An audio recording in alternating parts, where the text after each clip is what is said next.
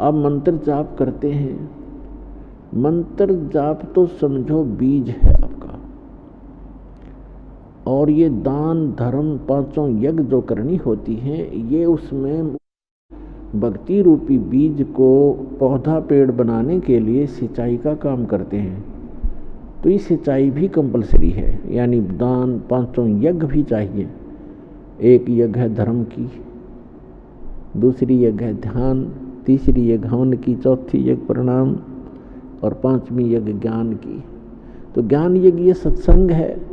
धर्म यज्ञ आप पैसा देते हो, दान यहाँ भंडारे होते हैं, लाखों लोग बच्चे भूखे बूढ़े दूर से आते हैं बुजुर्ग, क्योंकि यहाँ कोई खाना खाने नहीं आता, व्यक्ति भगवान के लिए आता है। और भगवान के लिए जो आता है वो भक्त होता है, और भक्त को जो खाना खिला सुविधा दी जाती है, जैसे यहाँ सारी सुविधाएं हैं, कोई मैट की, कोई पंखे की, पानी की, बाथरूम की, नहाने की, धोने की, खाने की सारी सुविधाएं हैं। तो भगत के लिए जो सेवा लगती है, वैसे तो द्वार पे कोई भी व्यक्ति आ जाए उसको खाना खिलाने से लाभ होता है, लेकिन भगत से और भी ज़्यादा लाभ होता है।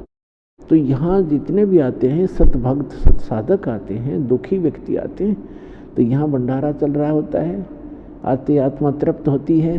तो ऐसा आपका किया हुआ दान बहुत घना लाभ देता है आपको। तो इसलिए कहते हैं एक यज्ञ है धर्म की, दूसरी यज्ञ है ध्यान, और तीसरी यज्ञ हवन की। एक यज्ञ है धर्म की, धर्म यहाँ आते भोजन भंडारे सारी सुविधाएं प्राप्त हैं, पानी है। फिर ध्यान, यानी आप यहाँ आते हो तो परमात्मा की याद ही रहती है, यहाँ चर्चा चलती है तो भगवान की ही चलती है। यहाँ आकर भी कोई नालायक इधर उधर की गप्पे मारता है तो भक्त नहीं है, अभी वो बालक है या पहली दूसरी कक्षा का बच्चा, तो इधर उधर की बातें कर सकता है। जो प्रथम दूसरी तीसरी बार आया हो तो उसके साथ बड़े पुराने भक्तों को चाहिए, एक दो बात उसकी सुने, कोई दुख बताता है दुख सुने, फिर उसको बतावे, फिर कहे भी अपना मंत्र कर, मंत्र से लाभ होता है, गुरुजी बताते हैं, भक्ति करते रहो।